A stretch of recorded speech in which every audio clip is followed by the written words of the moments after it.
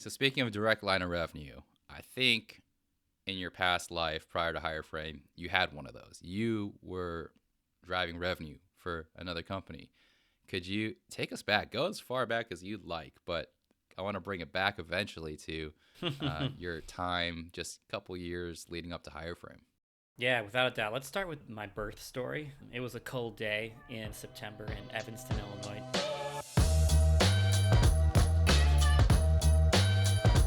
Thanks for joining us for another episode of the What Worked podcast. You're joined by the two usuals, Mike Wu here and co-host Tyler Rachal. Together, we host this podcast, What Worked, and probably better known, if at all, for starting and running a company called Hireframe, which is an overseas staffing firm. We help a range of companies from startups to enterprises on the NASDAQ and New York Stock Exchange. We help them with outsourcing. And today we are actually guest list. We usually like to have friends and customers and guests on the podcast, but today we're going to do a little bit something different here, Tyler. Would it be okay if I interviewed you? So let me be the interviewer and get to know you. I think it's a rare experience for two close friends to get to interview one another. I feel like we know each other very well, but I think it'll also be very cool to get to ask you some questions about your past experiences and that sort of thing. How does that sound?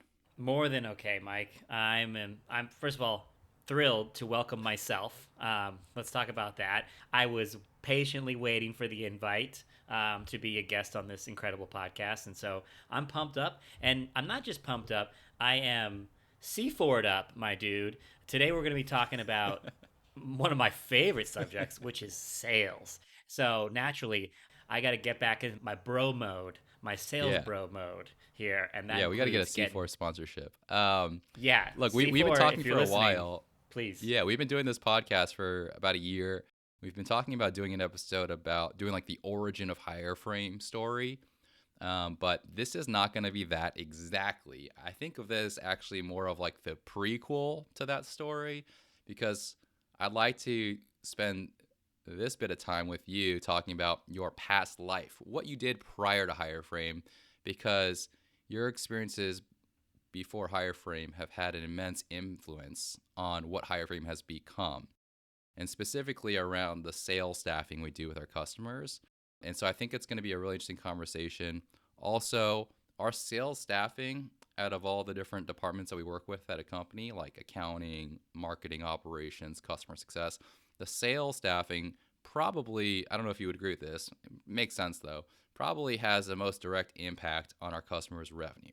So starting just at the top of the P&L, we're going to be talking about revenue today. I think it's a topic that many companies are thinking about, and it's a big part of what we do here at Hireframe. Without a doubt. I mean, everything else is effectively, a dotted line for us, but we're really fortunate to.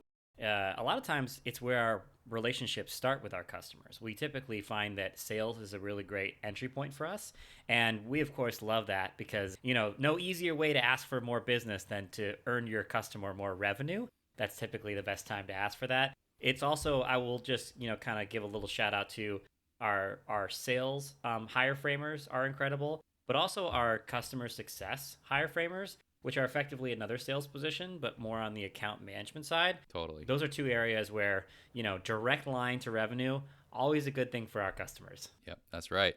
So speaking of direct line of revenue, I think in your past life prior to Hireframe, you had one of those. You were driving revenue for another company. Could you take us back? Go as far back as you'd like, but I want to bring it back eventually to your time, just a couple years leading up to Hireframe. Yeah, without a doubt. Let's start with my birth story. It was a cold day in September in Evanston, Illinois. No, I'm just kidding. We'll fast forward. As anybody who's listened to this podcast knows, boy, am I a talker.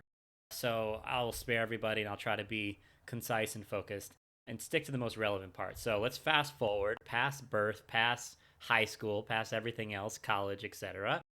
To really, I call it my most kind of like meaningful, significant career experience before Hireframe, which was I had the pleasure of joining a little startup in Santa Monica, California, a company called TaskUs, which was, if you ever heard that song, they paved paradise to put up a parking lot?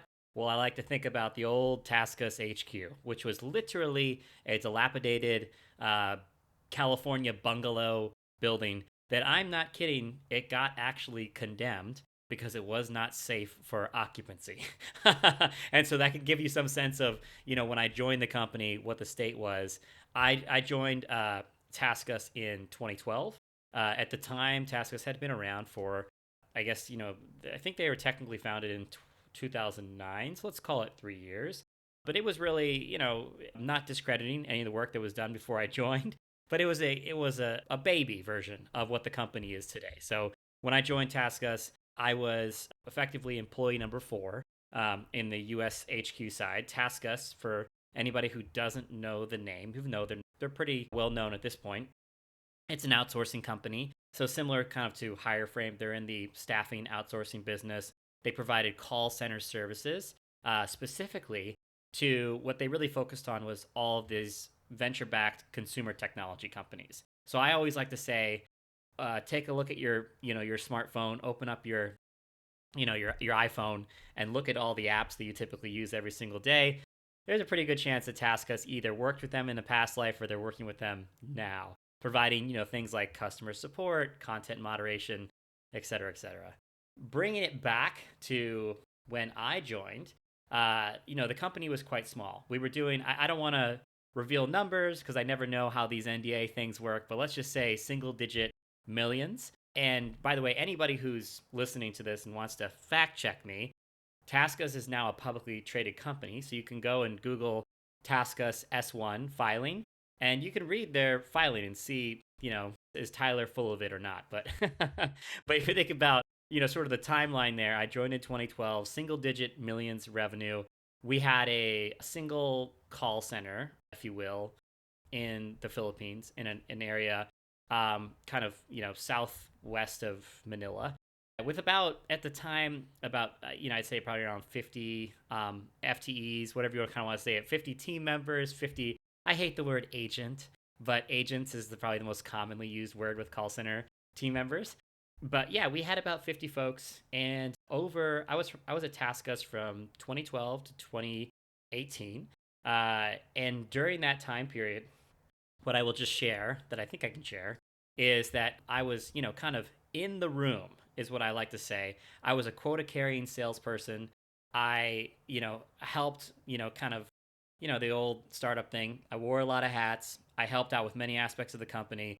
But the single thing that I would say is that I was in the room as the company went from single digit millions in revenue to over $100 million in revenue in a short period of time, which is an incredible growth story.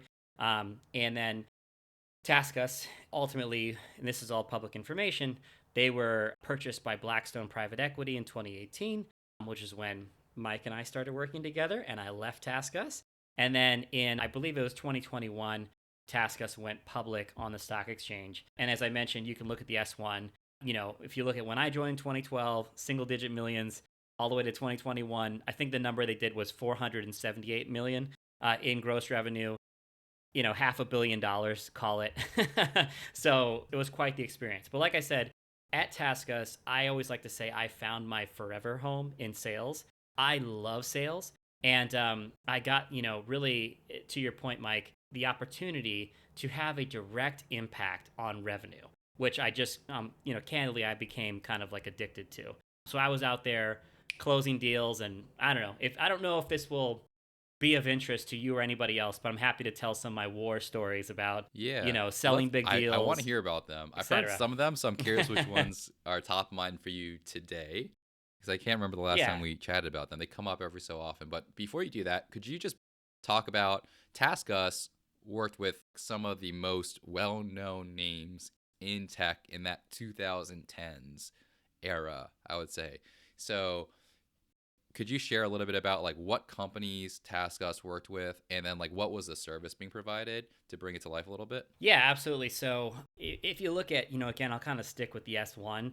If you look at some of the logos they put on their S1, it's, the who's who of technology and big companies today, right? So they talk a lot about their relationship with Meta, right? Which is Meta's like basically changed our lives in many ways. Netflix, Coinbase. The list goes on and on. It's pretty well known that TaskUs was Uber's, first, customer experience service provider. So call center services for Uber, and really managed to, ride this ZERP era wave, right? And so to bring it back to my job as a salesperson, I'll describe it really plainly. I read TechCrunch like it was the New York Times. I read it religiously. I would refresh the page probably like 47 times a day, and I was just constantly hunting for that next, big company. So if somebody, if there was a group of, five, tech sort of folks in Palo Alto who were starting a new, food delivery marketplace, I was all over it, and I was constantly, hunting for those new opportunities, because the secret, to sort of sauce, if you will, to TaskUs's growth was they were really able to, in a world of call center services, where it's typically hard to land these large deals. If you look at like the traditional big call center, call it blue chip accounts, it's all the ones you would expect. It's like AT&T, SiriusXM, all these businesses. Think of any Large insurance banks like B of company. A, Chase, that sort of thing. You got it. And those companies, because they need it, they have oftentimes thousands of customer care agents or team members. And the problem is that those businesses are well established. So to win those deals, you can kind of only be like a handful of the largest outsourcing companies in the world. Those are the ones that compete on those RFPs and win. Where we found a different angle at TaskUs was getting in with the companies of tomorrow today. So it's like if you can get in with a last mile food delivery company, well, there's a really good chance that that could become this incredible blue chip account. And because of the nature of tech and the ZERP era, that could become an incredible 1,000-person account within the matter of, call it 2 to 3 years, which in the world of call center is really, really fast. That definitely sets the stage for like the era of tech that we were in, and some of the names that were up and coming. You mentioned a delivery app. Yeah. There's a couple big ones today. I'm curious, how does a startup service company like TaskUs, how do they win new business? How do you go out there and get new customers? And I don't know, do you have a story? Maybe. I Um, got a million stories for sure, yeah. but but I'll put it very simply. What we discovered on the sales team, which was critical for us, was we discovered that RFPs were our kryptonite, right? So anybody who's ever had a business where you have to compete regularly in RFPs, you kind of hang your head when you're a small company, because it's just like you just go into these things and you're like, there's a snowball's chance in hell that I win this. You're up against bigger companies. You can sometimes just tell from the list of questions. You're like, it's like the equivalent of, they're like, hey, tell us how you do, how you handle information security. Like, what are your protocols? What are your certifications?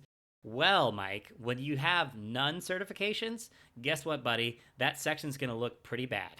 So you're kind of like, there's Yeah. only so many ways I can kind of, butter this up. So what we really focused on at as a sales team is we were all about getting in early. And the only way to get in early is you had to get, a meeting scheduled with some type of decision maker, and you had to start that relationship early.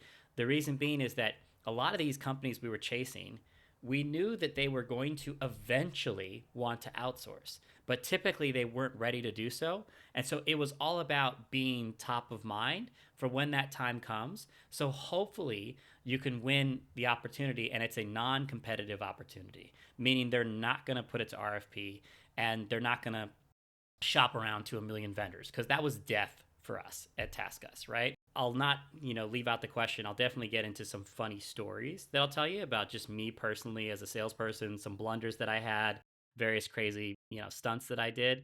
I will get into that, but what I don't want to lose sight of is there was a specific thing that we did at TaskUs to get really, really good at getting those initial meetings scheduled and doing it for as the most. We had to be the most cost efficient because we were a bootstrap company, and there wasn't a bunch of venture funding behind us. It was effectively, like I said, dude. And if I didn't set the stage appropriately, Let me remind you, dilapidated California bungalow, not fit for occupancy, okay? When we would get Baja Fresh, it was like watching like hyenas come down from like, all the different, it was like we Yeah, were no, I literally think a hungry, lot of Mike, like literally hungry. companies, especially in tech, there's like the romanticized like building in your garage. This is like way Yeah, worse. There's like probably way mold, worse.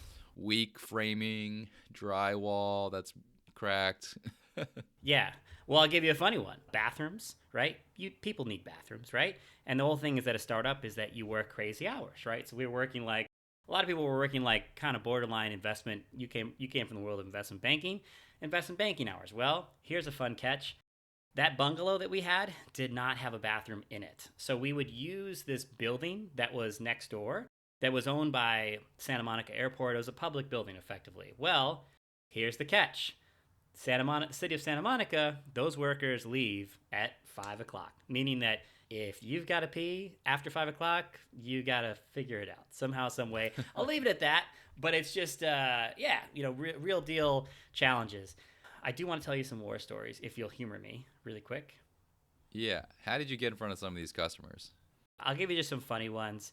There's a certain, let's just call it a grocery store delivery company. I'll just leave it at that. I was obsessed with these guys for forever. And this one actually didn't involve me. It involved an SDR that was working directly under me. I had this guy, my SDR, so laser focused on finding this company. What we knew that the founder, one of the founders, was at South by Southwest. And we were down in Austin for South by Southwest at all as well. My SDR, it was like, think of us as like some cops that are running like a sting operation. We had like a picture of this founder on the wall. And I was like, dude, we got to get this guy no matter what.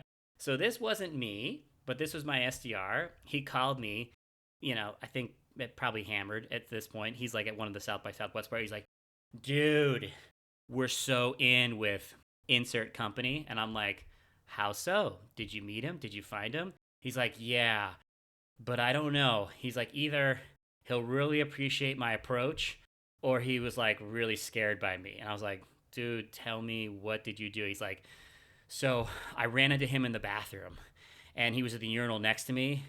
He's like, so I just started talking to him. I told him who we are. And I said we could help out with customer service. And he's like, he just said to email him. And that was it. I was like, all right, that's probably a little bit too aggressive, but that should hopefully paint the scene for like Yeah. how on it we were as a company. And then there's a million other stories that I kind of won't bore you with. But the only other one that I thought you might appreciate is we were bootstrapped, right? So, we were always about finding really clever and cost efficient ways to break in. So one of those ways was essentially we finagled our way onto the guest list for actually a competitor's private dinner at, I think this is like at TechCrunch Disrupt. One of our biggest competitors was hosting a private dinner. Our founders at TaskUs happened to be really tight with the head of sales, that company, one of their close friends. But long story short is, our founders managed to get me and a couple other sales guys on the guest list for their private dinner. And essentially, I'll just leave it at this. I got escorted out of the room. And the reason being was that that same VP of sales, he was like, listen, dude, I have nothing against you, but I'm watching you and you're like pitching all of our customers on your services. He's like, it's time for you to go. Oh. So that was another fun way.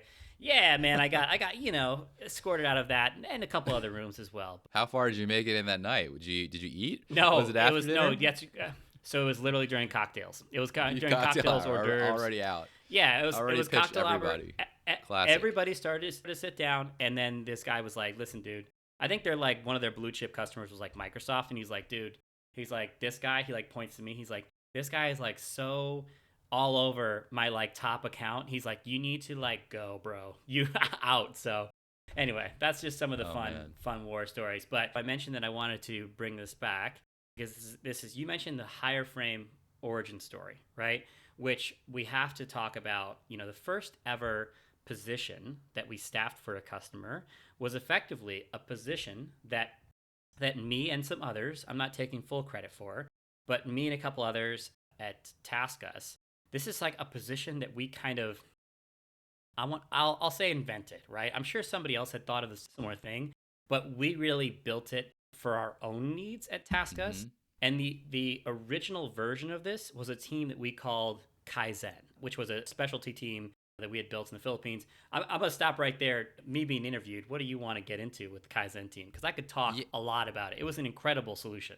Yeah, look, you were talking about this was a need for you. From my purview, I've heard this story before. I didn't hear the urinal or the dinner party story before, so but this You're one I've welcome. heard. There's a need. So I want to know what was that need? And then I want to know like you guys were a bootstrap company, still very scrappy obviously. And so you had to use some of the resources that you had on hand or some of the expertise that you as a company as TaskUs uniquely understood and had.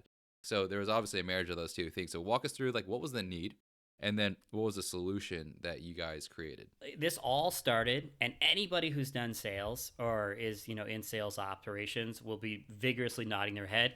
This all started because we read a little book called Predictable Revenue by Aaron Ross, which if you're looking at a sales ops person, a salesperson's bookshelf, I got a bookshelf here behind me, I'm sure it's on there. It's a must read if you are in sales, right? And Aaron Ross, for anybody who doesn't know the story. Aaron Ross was, really the meat of it was that he joined Salesforce in their time of rapid growth. You can kind of trace his time at Salesforce with their crazy hockey stick. The company was not small when he joined, but he took them into, call it, unicorn status, hundreds of millions and then billions in revenue, right? And there was a specific approach that he took to sales that a lot of people have now, sort of taken on, and we took it on at TaskUs as well. This concept was that sales before, what you saw with sales is the entire sales process would typically live within a single role, right? You'd have your like classic quota carrying salesperson. They would be responsible for sourcing their own business. They'd be responsible for, pitching that business and nurturing it, and then ultimately, winning the deal and then handing it off to somebody in operations, client services, etc. Right? And the idea was that Aaron Ross really focused on was he said, if you look at that, that's a lot of different tasks and functions to live within one person. And it's like this concept of like if you're putting together, I know you and I are big basketball fans, right? It's like when I think about incredible players, right? I think about like, you're a Miami Heat guy, right? Dwayne Wade, right? Dwayne Wade's incredible. A team of Dwayne Wade's is not going to win a championship. You need these different kind of role players, right? You need your shot blockers, you need your facilitators, all the above, right? And that's why those winning teams are so effective. It's because people typically are specialists. They're really good at certain things. And that was that same concept that Aaron Ross talked about. So what he looked at was he said, let's look at this entire process. And really from Aaron Ross from Predictable Revenue, he was one of the first pioneers of the SDR role. He said, hey, this entire function that is focused on opening doors, that should live within one person because that's a skill set that requires expertise, it requires tremendous focus, and it requires like a full-time commitment to that job. And that's where Salesforce's SDR program is legendary. They take people that have no sales experience, they make them into incredible salespeople, and a lot of their success comes from the fact that they're helping people to be laser focused on this really, really valuable skill set. So, TaskUs, we read that book and we took away that same lesson. What we looked at was for us, our cost per qualified meeting was extremely expensive, right? Because you had all these resources, typically in Santa Monica, that were doing these parts of the process. So, like for us, really where we were most effective was writing cold sales emails. And if you think about what was crazy was we had SDRs in Santa Monica. I'm trying to think of what they are paid. It was obviously a while back, so it would be a lot more today. But let's just say we had SDRs that were making like 50,000 a year or something like that, and then plus their bonus and all that sort of stuff. When you take a look at that, and then the fact that these SDRs were commonly writing completely cold, fresh sales emails, it would blow your mind how low their productivity is. In a given day, what we typically saw was a high performing SDR in a given day, they might write like 12 to 15 sales emails a day. It's so expensive. If you It's think not about an enough. hourly rate, it's not enough. Exactly. And so if that's like the most important kind of data input for your calculation of what a qualified sales meeting costs, we're talking about, Mike, our qualified sales meeting cost, I believe, was $2,000 per meeting. Because you're not getting, when you send 12 emails, you're not getting 12 yeses. You're sending 100 emails and getting maybe like 4 or 5 yeses, if that makes Mm-hmm. sense, right? So it was prohibitively expensive. So our thought process was, what aspects of the SDR job can we delegate? What tasks can we delegate to another resource? And bada bing, bada boom, we're an outsourcing company with a lot of really incredible talent in places like the Philippines, where it can be more cost efficient to have those roles. If we're able to shift those responsibilities, here's the key part, without losing any quality, then we'd be able to dramatically lower that qualifying sales meeting cost, which I'll just tell you off the top of my head, I think we took it from 2000 to, I want to say we got it down to like $150, which is really, really, really meaningful when you're talking about a bootstrap sales team. So the need, I guess, if you boil it down, it comes down to the cost per meeting was just too Yes, high. It was way too high. unsustainable, and it sounded like your SDRs couldn't focus on the most important things.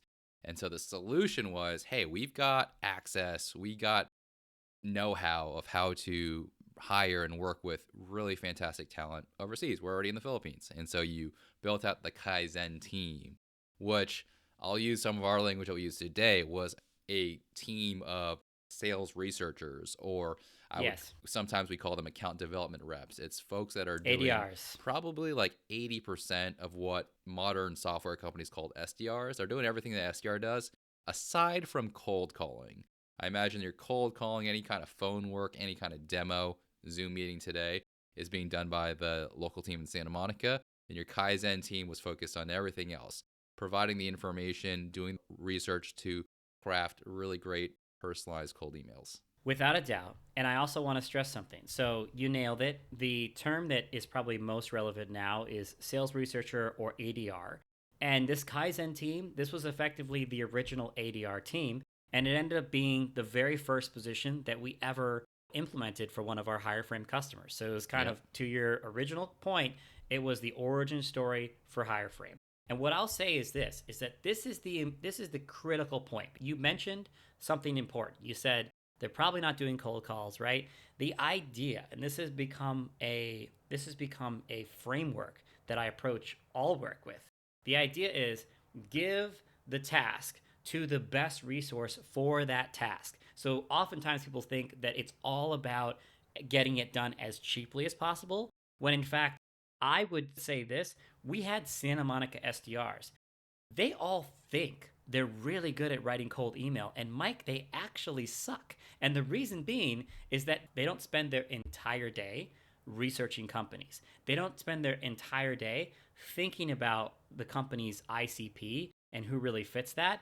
There's a beautiful thing that happens when someone, this was me, a young, hungry, maybe not that young, but hungry salesperson, was that I was consuming TechCrunch to like, I don't know if you've ever seen this. Tony Romo, former quarterback for the Dallas Cowboys, now he's a play-by-play guy for Mm-hmm. whatever he is, CBS, right? And there's this thing that Tony Romo does that people were really into, especially when he first started. It's almost like a magic trick. He had so much in his brain, football knowledge, that he was able, as a commentator, he would be able to basically predict what was going to happen. He was reading the game. He was reading the offense, the It defense, was and analyzing. he's He's like, an "All right." analyst now. He was Yeah. he was analyzing, and and Yeah. and people would do this. My version of that, I was reading TechCrunch, Mike, so religiously that I could go to a big event, for example, like a TechCrunch Disrupt or a South by Southwest, and I would bump into somebody or talk to somebody, and they would introduce themselves and they say, "Hey, I'm the founder of XYZ company." And from just my like photographic memory and consuming this stuff, I would just rattle off. I'd be like, "Oh yeah, you guys raised a Series A recently, right? From Sequoia, and your company does this and that." And, they'd be like, how the hell did you know that? It's just like, I never really admitted that I just was like stalking these companies so aggressively. So I'm saying that that same thing happened with our Kaizen team, is that they became far more effective at their jobs than our Santa Monica SDRs because it was focus. They weren't also tasked with doing other things. They were Hmm. singularly focused on researching companies and effectively writing these, templatized emails that had a high level of customization. Yeah, so you're talking about a couple of things. I'd love to talk about how ADRs, how sales assistants are used today, how we've kind of repurposed this for Hireframe.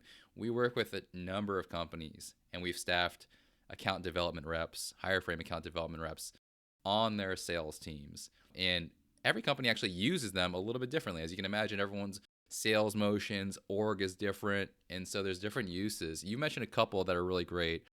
There are writing the sales emails, there's doing the account research, reading the news, that sort of thing, and applying it to the work you're doing. What are like the top three, I guess, responsibilities of a Hireframe account development rep as you see it today, either at our company or at the companies we work with? Totally. So, the more things change, the more they stay the same. I would say that the single most common use case for an ADR today is still this general process of basically sourcing accounts, right? So finding accounts that fit that company's ICP, identifying contacts at those accounts that fit their buyer personas, doing a little bit of research that get used in this customization process for sales emails, and ultimately, sort of managing that process of sequencing leads. Now, that's either sequencing leads on behalf of, let's say, an AE who doesn't have a supporting SDR and they want to be doing some level of prospecting, or it could also be sequencing leads on behalf of an SDR who is going to be more focused on doing things like cold calling. So that's still today, that's like table stakes. Most commonly, people are talking to us about, that example. The second one that I would give, it's a lot more the same, but it's a little bit more focused, singularly on research. So a lot of times, companies that we work with, they'll typically have either research that requires some level of critical thinking or subjective decision making. So a good example there is, you and I know we worked with a company where they were looking to basically label every single account. They wanted to label that account as a Like revenue model. Is that what you're talking about? yes. And so I point those things out because those examples are, I think, in this age of, everybody in sales kind of has the same information. Everybody's a Zoom Info customer, everybody's an Yeah. Apollo customer, right? So what I would say is that there are going to be instances where there's information that's highly valuable to your organization, but it's not readily available in a database format because it's harder to get. So that could be that example. Can I actually chime in here? Because I think like this research one is the one that is probably a little bit more challenging, more nuanced, and hard to understand at the Hmm. surface level. Because Yes. most people think sales research is like, oh, I'll use Zoom Info, I'll use Apollo, I'll use LinkedIn, and I'll get the information I need. I can scrape things and that sort of thing. But the example I think that you alluded to was around revenue model.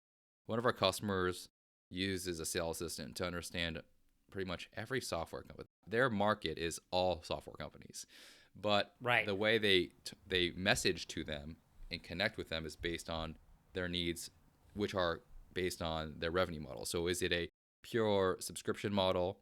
Is it a usage based model? Or is it like a product model, like a one time fee model? And so that information doesn't exist in Zoom Info, as far as I understand.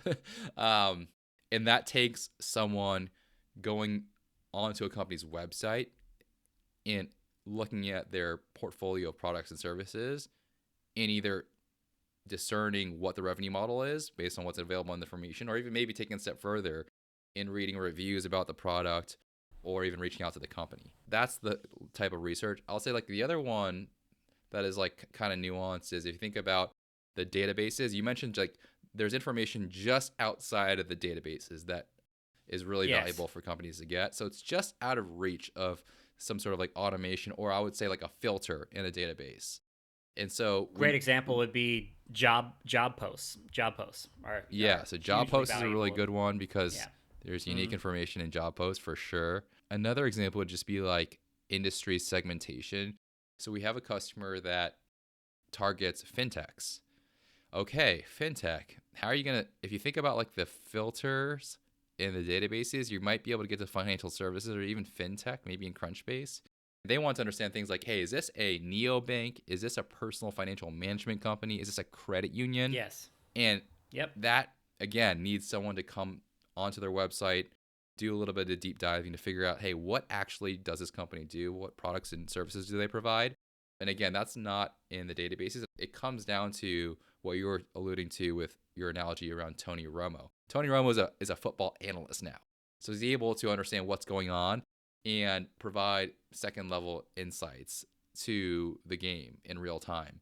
And so the Kaizen team or account development reps, that's what their skill is. It's this research that is, it's very human in nature. Sometimes it takes a little bit of training to get there, but it's something that today you can't just automate. So there's a dozen reasons, a dozen more examples of this nuanced research that account development reps do, but I thought those few would be helpful for people listening to this. That's awesome, Mike. And I wanted to give just two more kind of like a little bit more niche examples, but they're I think great, reflections of what the ADR skill set can really be. So one other one that I'll say is that typically ADRs, this is a little bit of a change in the way sales teams are structured. ADRs will typically report to someone in sales operations is the most common thing that I see. A marketing operations, sales operations person versus say a head of sales, or even what you might think is that they would report to like an SDR manager, something like that. The sales ops is actually the most common one. And so what I would say with that is that there is a lot of administrative work that a sales operations team member does on a daily, weekly, monthly, quarterly basis. This information, if you think about it, is absolutely vital for things like investor, board meetings and that sort of thing. And so a lot of times what these ADRs will be tasked with is I call them like special ops projects, right? So it'll be like things involving data hygiene. Report building is another good example. We mentioned that example of what is their, sorry, you said it. Like revenue model? Yes, revenue model, exactly. You mentioned that example, right? Which is ultimately something that they would use for their, marketing efforts, right? Is what that customer wanted to do. What I would also say is a lot of times there's certain data that a sales operations person will want the ADR to work on, and what that becomes critical for is actually for reporting. They want to understand their wins, like what industries are there, the recent wins that they've had and losses. What industries are they actually coming from? What, just these to your point, this is information that does not live in Zoom info, but the juice is worth the squeeze because it tells them directionally where they needed to go as a sales team. So that's one example. I'm calling that special ops, admin work, etc. The last one is the one that I love. It's the one that's, to me, it gets my sales, creative juices flowing. It's the above and beyond work that you really need to do nowadays to win, a strategic account, right? So what I mean by that is a couple things. It's sometimes what customers will use an ADR for, is they'll have their list of top 50 accounts, and they say for these top 50 accounts, the AE is the one who's going to be actually doing the networking and the outreach and all that sort of stuff, right? But they say you need to basically arm this AE with as much information as they possibly can get. So when they do talk to somebody, they sound like they know that company inside and out. And I love that stuff because you and I know this. Like, you definitely come from this world, investment banking, consulting. This is like real deal, high level business research, market research work that these team members are doing, which is really cool. And then also we have a really cool example from a customer where basically they'll utilize their ADR to build out like a customer experience journey mapping that they use in their prospecting efforts as well. So like, again, I dig this stuff and I think it's indicative of what's possible with an ADR, because the reason why you're able to do this is because they're focused and you're able to train them and give them effectively a street MBA. And I think it really pays off in this age of there's so much noise in sales So to be focused, to be different, to be high quality is more important than ever. Yeah, the quality is everything's about quality now. We're gonna Yes. talk a little bit about that, I think. I wanted to talk about team structure because we are a staffing company, and so like, how do ADRs actually work at Hireframe? How did they work at the companies we work with? There's like three main like org structures that I've seen with ADRs. As you talk about sales ops versus sales and who they report to, one of the most common structures is like, hey, we have an ADR supporting some SDRs or some full cycle account executives. So how that looks is the account executives have someone that they on Slack that they can message to in real time, give them customer feedback. Hey, be like, hey, I just met this person at the conference. Hey, how's that campaign going? That sort of thing. So very much like the traditional AESDR, ADR structure, team Yes. structure. Then there's this, Pods, what we're usually. seeing more and more, yeah, like a pod. What we're seeing more and more is like this centralized go to market ops team, which ADRs are part of. So it's marketing and sales ops have been combined. They serve the go to market team, but they're truly their own marketing, sales, operations team. And ADRs oftentimes live on those organizations. And then the third structure that we see a lot is founder led sales. So these are, I mentioned Yes. earlier that we work with some early stage startups. We love working with them. They're doing some of the most interesting things. It's exciting for us. And also, hey, we're hoping that they grow and we can grow with them. And so founder led sales used to cap out at the founder's bandwidth. But what we've discovered is that we can expand their bandwidth by giving them an ADR or two that can essentially free up their time to oftentimes go back to work on product, go back to develop relationships and partnerships in the space they're working in, and do a lot of the hands-on sales that they have to do in the beginning to get their first 10, 20, 30 customers Yes. just beyond their personal networks, and Hmm. essentially give them more time to build more pipeline, probably either achieve or get closer to product market fit before they make their first go to market hire, their founding AE or that head of sales type person.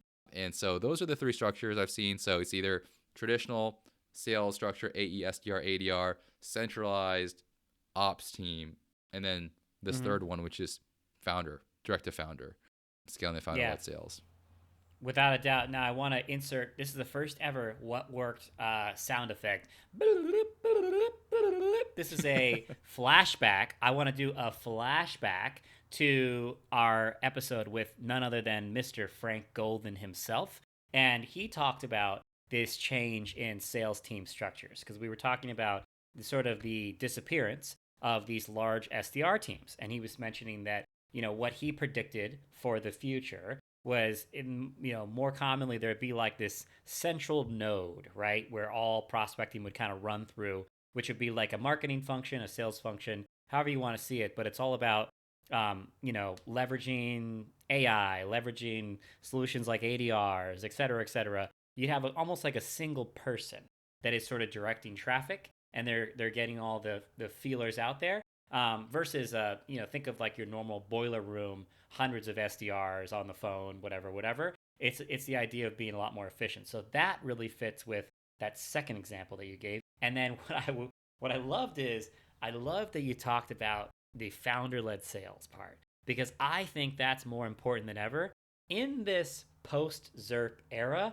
Guess what, buddy? Long gone are the days where you're getting 25 million with just an idea and a garage in Palo Alto. Those days are gone.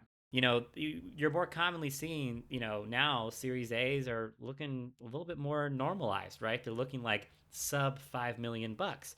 So these founders are being asked by their VCs, by their board members, to really lead the charge in sales. And that's, for two reasons. One, it's because like, the bucks aren't there. And to your point, it's too early to make that first sales hire. But the second reason is, these founders, to your point, are still figuring out product market fit. So every single sales conversation, whether that's on the phone or it's even an exchange via email, you're getting valuable feedback on your product. And does it actually, do people, pardon my language, do they give a shit? Really is what it comes down to. But the thing that I want to stress that you did not point out is when it comes to shifting that work, dude, it is about founder fatigue. Anybody who's ever done prospecting, and I mean prospecting at any level, even if you commit yourself to writing, 5 sales emails a day, the research part of that is exhausting. It is fatiguing. You have to consume a lot of information. You're making 1,000, different kind of decisions on who to reach out to and for what reason. You're crafting your message and all that sort of stuff. And my point is that takes a lot of time, and it's actually very fatiguing for your brain, your soul, etc. And so for a founder to be doing that and also doing all their normal founder responsibilities is very hard. And that's why I think the combo of a founder plus an ADR is a match made in heaven.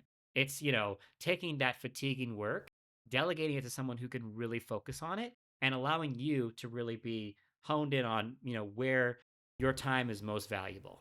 Yeah, this reminds me of like this founder Hireframe ADR combination is very powerful, but also we've learned it's hard to make that magic happen. And so I think some people might be wondering, like, how the heck do you find someone in another country to come join a startup and work directly with their founder effectively?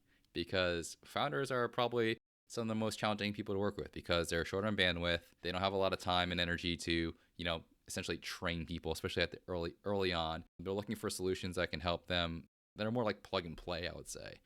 And so it's super hard, but it is also the thesis of, why we built Hireframe. It's, you had this background of outsourcing in terms of like large contact centers that had layers of management that were serving a lot of these like consumer companies. And so we thought like, hey, there's a lot of these other tech companies, largely B2B companies, that don't need a contact center of 100 or 1,000 people. But what could be very powerful for them is having 1, 5, 10, 20 people. But Sure. that person is a different talent profile than the person that's working in the contact center. Just Yes. to cut to the chase, that person needs to stand on their own 2 feet and needs to produce. Yep. And they're not going to have a learning management system or like a user interface where they're being told if then this is like the decision making tree. They need to be critical thinkers. And so we learned that. Sometimes we learned that in the early days, we learned that the hard way because it was very hard to find that person. I think the first thing we naturally did when we were looking to hire folks in the Philippines for this ADR role was we looked for people with experience that we thought would be transferable. And so that's lead generation. There's a lot of folks with lead generation experience all around the world. We made some hires. We hired some people with lead generation experience, and we quickly learned people with lead generation experience don't end up being great ADRs. Yep. The lead generation experience that people usually came to the job with was usually, I think, consumer B2C lead generation experience. It was high volume, low personalization, a lot of templated emails, a lot of templated phone calls, and that didn't translate. We talked about the level of like research and business analysis required for this job. That's actually, what we ended up looking for. And what we ended up learning was it's hard to hire someone off the streets to do this job. There actually needs to be a fair amount of training to get people up to the level of quality and skill to stand on their own 2 feet at a company with reporting to the founder, reporting to an SDR or AE, reporting to a head of sales or head of sales ops. And so we developed a training program where, it takes weeks and sometimes months to get people ready for a position at one of our clients. And we're training them on all the things we talked about. So understanding a B2B software sales context, like, hey, what are the objectives here? What is the cost per meeting? How do I fit into that picture? How do you actually do, B2B software sales? And that's always evolving. We train them on the research. Research is probably where we spend the most time. That's the core competency of a Hireframe ADR. And so using a lot of case studies and actual experience. So all Hireframe ADRs work at Hireframe for months before they join a client. And lastly, software and tools. Like we have to train them on, hey, like if you're joining this company, you have to understand how a CRM fits in your workflow, how sales automation Yep. tools fit into your workflow, how databases fit into that workflow. And so we've done that, but only because there was a need. We couldn't find people that were just ready to go for this role. So we've built out the training and, education for this position. Yeah, absolutely. And you got me the whole time. I'm like chomping at the bit. Permission to get up on my soapbox here for a second. I want to say that, we really did craft a lot of this ADR program. I want to give credit to where credit's due. We had a tremendous customer partner in doing a lot of this in a company called Orem. If anybody is listening to this podcast is in the sales space, I don't need to tell you what Orem You've does. heard of them. They're one of the fastest growing companies in the sales space. And for good reason. They have a fantastic product, fantastic team, and so we really learned all of the learnings that you mentioned. We kind of learned side by side with Orem, and they're a tremendous, example of the evolution, all the use cases of an ADR that we mentioned before. Orem did it, but permission because you've got me fired up, Mike. You've got me actually pissed off, and I'll tell you why. I see all the time in our space because we have plenty of competitors that are out there. They kind of do similar things that Hireframe does, right? Here's the thing that pisses me off is that when I see other companies say that we have sales assistants or we have lead generation folks or SDRs or whatever it is, I know and you know that it is baloney. It's baloney because of the reasons you just mentioned. People, when they say they have lead generation experience, what they actually have is they have data entry experience. That's what the most common thing for that job is they would say to people, "Hey, search the internet, scrape this list, enter this name into this spreadsheet, then we load it into the CRM, and then we just barf, we blast these sales emails to everybody that nobody responds to and all ends up in spam." I'm not trying to diminish the role of any of those good folks, but we learned that that skill set, there's almost nothing that actually translates to this job because, like, to use like an internet meme, we are not the same. That's how I would feel. If I was an ADR and I was looking across the room from a lead generation person from another company, I would just be like, dude, you're in the minor leagues. I'm in the major leagues. Like, we're just doing two very, very different things. And so I want to just play back, basically what you just said. I distill it down into a perfect ADR. It comes down to these three ingredients.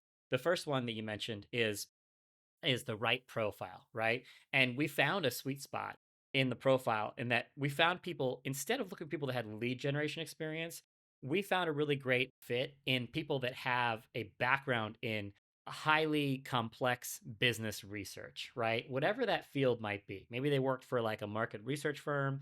Maybe they worked Hmm. for like a large database company, whatever it might be. The classic example is like there's a lot of conference companies in the world. Conference companies use a lot of data, they do a lot of market research to identify people that will come to their conferences, et cetera, et cetera.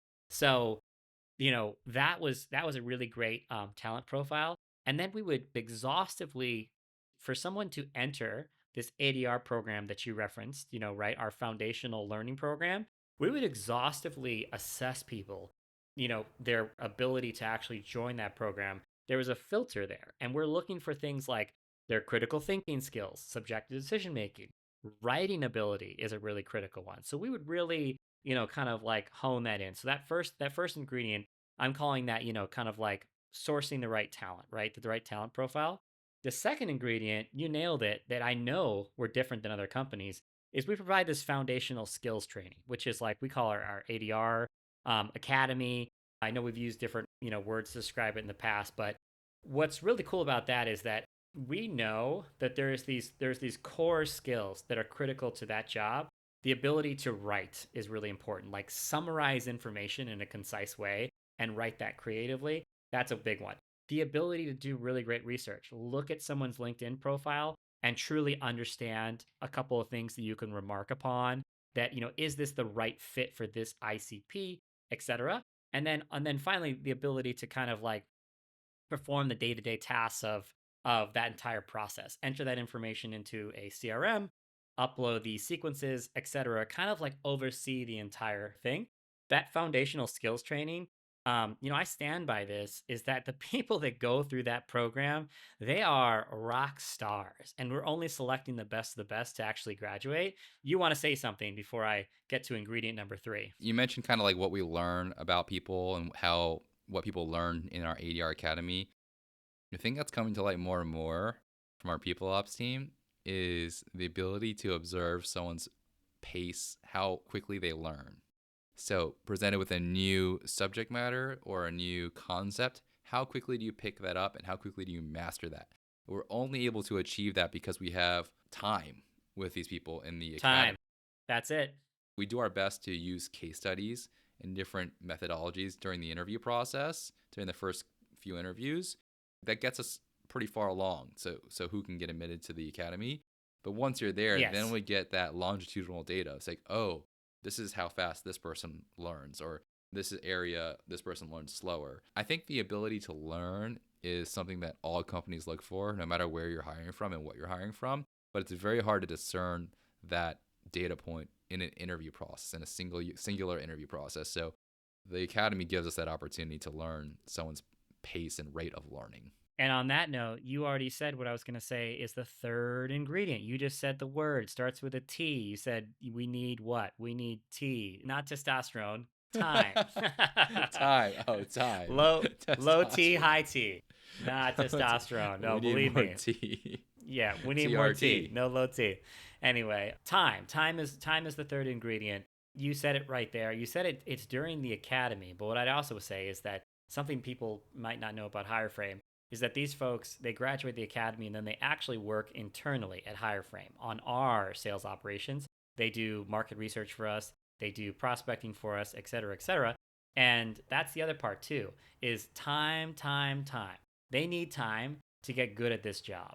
And that's what makes them, I use the example of like they become basically Navy SEALs. They're going through, BUDS training, then they go through specialized training.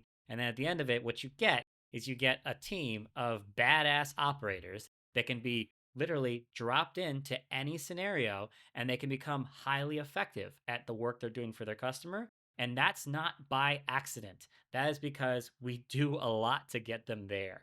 And I think that's something that, is unique to Hireframe. And that's why I get a little bit tight in the chest and I want to start to beat my chest when people start saying, like, oh yeah, we worked with this company. They had people that do lead generation too. And I'm like, no, we are not the same. They're doing data entry. We're doing like highly skilled business, development Yeah. tasks. We don't call it lead There's a generation either. difference. It's not, yep. No, blah. Get out of here with that lead generation. But yeah, anyway, thanks for letting me stand on my soapbox. No, I don't know. I think this might be a good Deep opportunity breath. to transition here. We talked about the Kaizen team, kind of like the prequel to Hireframe, and your experience developing that team based on the needs you had to task us. Talked a little bit about, hey, what is an ADR and like how do they fit into sales teams at the companies that we work with? I think also like I mentioned earlier, sales is constantly evolving and changing, and I am, when we started Hireframe, I had never done traditional sales as we kind of do it in our space today. And so I've, in the short amount of time, call it 5-6 years, I've seen so much change and evolution in sales. And I think that's normal. Sales changes all the time. What's needed, there's too much of this, too much of that. Tactics change, tools change, resources change. And so I don't know, do you want to just spend some time talking about what we're seeing today? It's the most common question we get from customers and prospective customers. It's just like we're in a unique position where we're embedded in multiple sales organizations. So like a consultant like at BCG, a lot of times our clients are like, hey, like what's going on in this space? So Mm-hmm. could you stay on your soapbox and stay beating your chest a little bit and just talk about Let's do what's it. happening today in sales? I will touch on each thing lightly, and then you can let me know where you want to go a little bit deeper. But what I really look at when it comes to what has changed in sales, it has been, I think, like many other positions, because of the current climate, whatever you want to call that. You want to call that the economy. You're going to call it AI. You want to call it, the very solutions that we're selling, product led sales, marketing, etc. Right?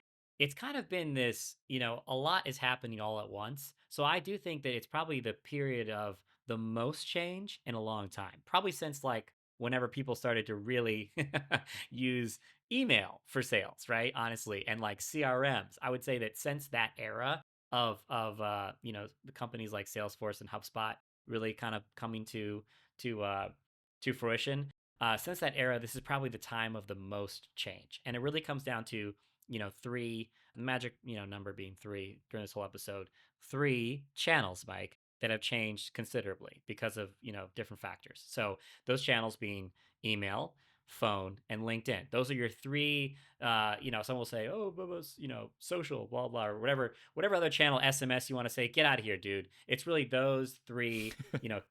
Those three core channels that for most salespeople, that's where they sell, right? And there's been changes to all three, and they're kind of all impacted by the same things in different ways. Email is the one that I'll talk about, is the one that people I think are feeling the most because most salespeople have lived off of email when it comes to prospecting, when it comes to following up with customers, staying top of mind, et cetera, right? So what has happened with email that most people, if you're in sales, you definitely know this has been happening, but maybe if you're not, to catch you up, is the ISPs have changed their guidelines when it comes to spam rules, right? So when you look at all the big ones, right? So, Google, Microsoft, I'm sure there's somebody that I'm forgetting, but let's just call it those are the two big ones, Google, Microsoft, maybe Apple, right? They have changed a lot of the rules as it pertains to sending people emails where you haven't exchanged, information with them before. And they've really, I think, gone maybe a bit too heavy. And I'll give you some recent examples. I recently booked a hotel reservation that landed in spam. If a recipient marks your email as spam, there used to be a somewhat forgiving percentage. I think the percentage used to be if 5% of your total emails or more got marked as spam, then the ISPs would start to basically suspend you or blacklist you or whatever it might be. They have, this is just one example, they have taken that percentage now down to I think it's 0.03%. A lot of people mark stuff by spam just as that's their auto move is they just don't like getting cold emails and they just mark they just mark you. So that's a brutal thing. And there's a bunch of other changes they made, but just generally speaking, when it comes to email, it is really hard just to land in someone's email inbox. If you have, congrats. Now, what's really hard is that because of AI, companies that are just bludgeoning people with all these emails, it's so much noise. It's even harder for someone to read that email and actually respond to you because they have so many different sales emails in their inbox. So that's one. Any questions about email before I move on to the next one, which No. being phone? I'll keep this one shorter. It's a lot more of the same. For anybody out there who's making a lot of cold calls, the big change there is that the network providers, so call it your AT&Ts, your Verizons, etc., they, because of people getting these robocalls and getting scammers and spammers calling, now the networks are really stepping up their ability to detect these things. And so, in the same way as email, you could kind of get labeled as spam. Now, similarly with phone, if you're making a lot of sales cold calls, I've talked to a lot of sales teams and they talk about their numbers for their SDRs are getting flagged as spam really fast, which is, makes it basically impossible to have someone, no one's answering a call that says likely spam. Are you, Mike? No. No. Yeah, that's what I mean. Exactly. You're like never gonna answer. So that's the phone part. And then the last one is LinkedIn. LinkedIn I could go on and on about because I think LinkedIn is kind of like going through they're kind of figuring out what they really want to be. But what I'll say is about this is because email and phone have become so difficult just to get through, a lot of salespeople have moved their focus over to LinkedIn, which just means that with LinkedIn, it's a lot of the same. You're getting so many messages and so many connection requests. It's just so much noise that the chances of someone actually reading your message, it's pretty unlikely. And the joke that I always talk about with LinkedIn is someone had a tweet, forgive me whoever this was, but it said, "Excuse me, sir, your bot is showing." You and I know this. Whenever we post and promote what worked episodes, who's the first comment on every single post? Some bot, someone's AI. I wish it was a diehard fan, but it's always some totally whack ass message like, "Tyler, I find this episode to be like intriguing and insightful. I'd love to talk more about whatever." And it's just like, no name person based in wherever. So the bots are kind of ruining LinkedIn too. I think because of those three significant changes to those channels, I'm going to say Ba-da-da-da-da. Drum roll, please. David, not going to do a drum roll to ruin the sound, but we're going back, baby. We're going back in time. Salespeople are having to go to more old school sales tactics because the new school has done ruined it for everybody with the AI. I think, anyone, especially in the sales space, but maybe just broadly in tech and software, you kind of see this on LinkedIn and probably Twitter. People just talking about how like these tools, they're really great for a short while and then they become ineffective. And I think it's probably related to what you're talking about with like the internet, the email service providers, Tyler, and the changes in the spam rules and that sort of thing. But also just like they're where AI is today. So he came full circle. And I think that's what you're referring to. It's like we're coming back to the old school traditional ways to break through the noise that's being created by AI. Yeah, I've got a comparison with that. In old school, anybody who is listening to this who's in sales is going to be, again, nodding their head vigorously when I say two little words called quick question, right? Quick question. For anybody who's ever done cold sales emails, you know that quick question is the highest performing subject line of all time in cold sales emails, right? There was a time, Mike, when you could just blast quick question to 1,000 people and you would get an absurd amount of replies because people would be like, oh, I see this subject line. It says quick question. It's just a quick question. Quick question from who? I guess I'll reply to this, right? My point is that in the same way as AI, the problem with AI is that AI is available to everybody. And AI is only as good as the data sets that AI is trained on. And guess what? With all these AI tools, you name it, the who's who of AI tools, they're all working off the same data sets. Meaning that if Mike wants to use AI and Mike's biggest competitor down the street wants to use AI, guess what? There is no competitive advantage. And in the same way with quick question. I remember somebody famously, famous to me, they posted on they posted on LinkedIn a screenshot and they searched in their email inbox quick question. And there was like hundreds. It was insane. I think it was like 300 plus emails with that subject line quick question. And the person was like, obviously, they're being prospected by a ton of salespeople. They were like, hey, quick PSA to salespeople. Stop using quick question. You're not unique. I see it all the time. Now they're like, I literally made a filter for quick question. It just goes right into spam, right? And so in the same way, I think with AI, it works for a period of time, just like quick question does. But I think it's a very short shelf life to use that because you're up against everybody else who has the same data, the same tools. Yeah, but I would say like we're not bearish on AI. I would say quite the opposite. No, no, We just it'll get today better. we don't see AI being an effective replacement for a No, for an ADR or SDR or yeah, AE, but our ADRs are very effectively leveraging AI to make a lot of their jobs more efficient, a lot of their responsibilities more efficient. So you think about some of this more superficial research before they get to the part that they have to do with a human touch and the critical business analysis. We're leveraging AI tools. So part of our training now is actually a lot of new tools that they can use to get to that quick point where they can take over and apply what they've learned in the academy when it comes to business analysis. So, yeah, the coupling of an ADR and AI tools is becoming very popular for us. we're the opposite of bearish on AI. We are very hopeful, and the reason being is that I think, especially a company like ours, only stands to benefit from AI. I know there's this common thought around replacement of all these simple jobs. Okay, fair. But what I will say is, what's really great about AI is that you take team members like ADRs and layer on AI to their work. Now you're looking at, wow, like a pretty incredible resource. It's their ability to collect information, but then utilize AI for all types of things, summarizing that information, writing things in a way that is, perfected for a cold email. A gap that people don't, I think, fully appreciate is the business acumen gap that you and I commonly talk about. There's all this information that someone this is whether you're an ADR in Manila or you're an SDR in Chicago, Illinois, right? There's this business acumen. When you haven't had a ton of experience in business, there's all these things to kind of learn about different business models, what their solutions are, what is the value, why do people need a service like this, all these types of things.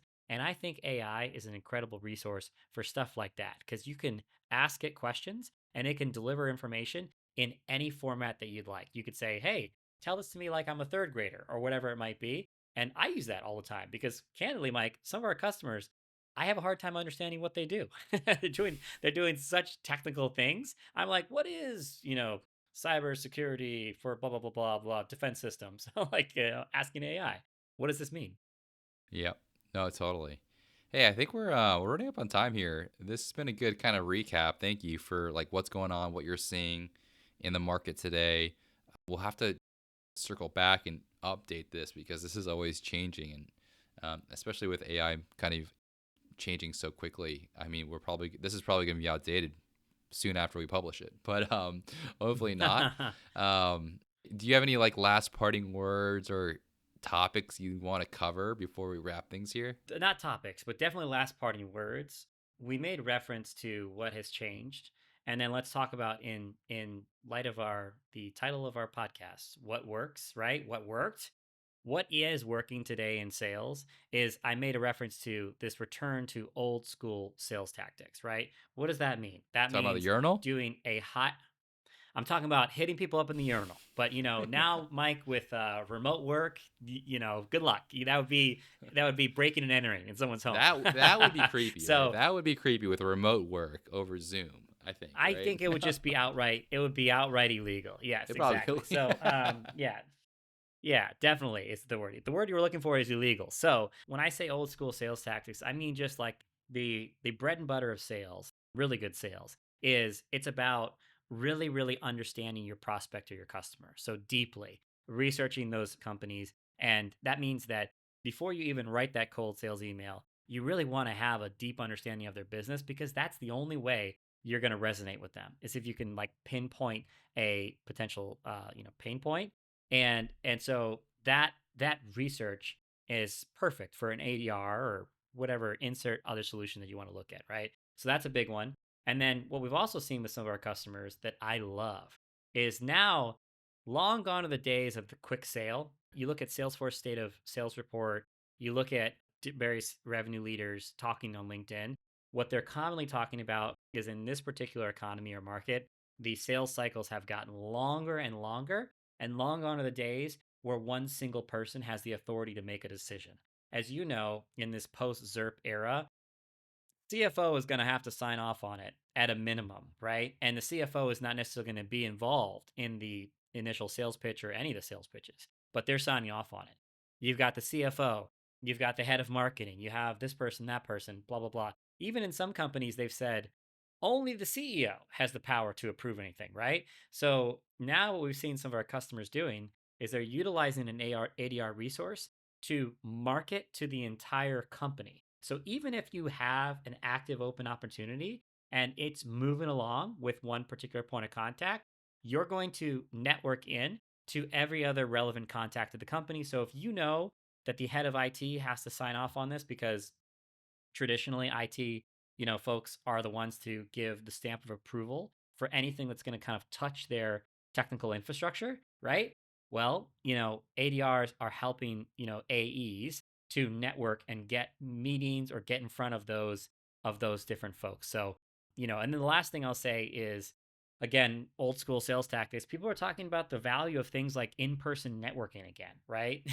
We're back there. We're long gone are the days of the COVID times where nobody went out to anything. Now people are returning to conferences. And so one of my favorite use cases is, hey, back to the urinal thing. We're doing a less aggressive version of that. We're arming our customers with incredible intel that they can use when they go to something like a conference. So if they run into said founder of grocery delivery app, not in the urinal, but if they run into him in a very appropriate space, they'll have something to talk to him about. Hey, I heard, the most recent product feature. You guys now have a partnership with Kroger. What does that mean for this? And then the ability to kind of weave in your solution. So old school sales are back, baby. And old school sales require good old fashioned human beings, my dude, which is what Hireframe does.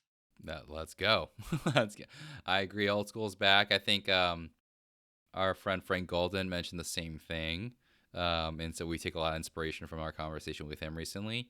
But I think that's a great place to wrap, Tyler. I think we're the pendulum swings. We're back on this side of things. The traditional kind of old school tactics are working today and going against kind of what we've been growing accustomed to, which is like this AI over automation of sales, I would call it. It's a great place to wrap. Tyler, where anyone can find us at hireframe.com and probably on Yep. LinkedIn. Do you want Mm-hmm. to share why should people reach out to you? What are some good questions to Yes. ask you? And then how can they reach out to you? So the best way to reach out to me is on LinkedIn or my email address, which is, you could guess this. It's Tyler@hireframe.com. I didn't do anything sneaky. I'm just out there. Why reach out to me in terms of like what am I looking for? Mike, I love to talk sales. And I like to think that as you probably have seen from the passion in this, particular episode of What Worked, I could talk about this stuff all day long, baby. I got war stories for days. And I really, really love in particular, I love hearing about a customer's or just anybody's current sales team setup and what they're trying to accomplish and thinking through what is that ideal team structure to allow you to achieve your goals, right? So whether you're a founder that is, has no sales team and you're looking to just etch a few more customers so you can ultimately raise that series A and get more feedback on your product, everything from that to if you are the head of sales operations for a company that has a massive sales team and you have a unique data problem that you're trying to think through. I love talking about this stuff, and I have the experience of working with a lot of different companies in a lot of different industries. So I've just been collecting over time basically a whole host of stories and solutions and all these types of things. So I really do enjoy this. And I'll just say, plug, back when I would charge for my hourly consultations, I would charge $1,500, which is a little bit jerkish to say, but I'd charge $1,500 to talk to somebody for 1 hour about their, sales strategy questions. And guess what? If you hit me up, I'm happy to give you that hour for free 99. It just means you have to deal with my boisterous self yelling at you over the phone and probably, getting way too fired up on plug C4. C4, send me some C4s. You can pay me in C4s, not $1,500. Give me 1,500 C4s. Just kidding. Don't. Anyway, Okay. please do reach out to me. I'm happy to talk sales anytime. And then if you want to talk about other stuff, you want to talk about, beautiful bald men, I'm also a good, topic. That's a good topic for me too. Jason Statham lookalikes, all the above. All right. I think this is where we wrap things. Thank you so That's how much, we Tyler. wrap No, it it's been up. cool getting the opportunity to interview you and to learn more about Yeah. your pre-Hireframe life. That's kind of cool. We never really sat down and did like a Q&A, so very cool. And I think a lot of Yeah. people will get some great information and value from the insights you've shared. So thank you very much, and call it a pod. Thank you for having me, Mike and Tyler.